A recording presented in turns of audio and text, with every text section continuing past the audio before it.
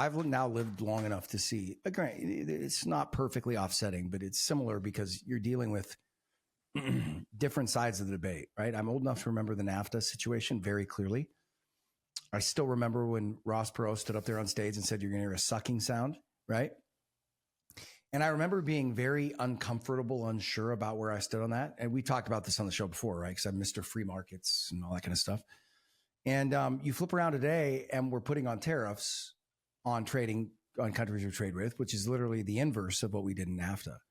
And there's a part of you that feels that same sense of like trepidation, you know, because I believe in free markets.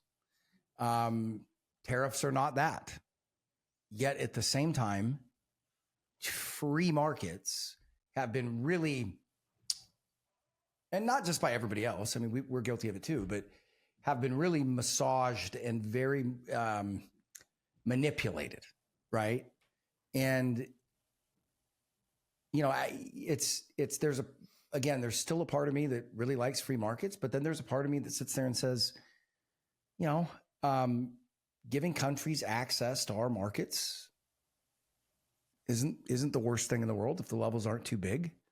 But it's also one of those things like with NAFTA where you're sitting there going, I'll be honest with you, I don't really know how I feel about it.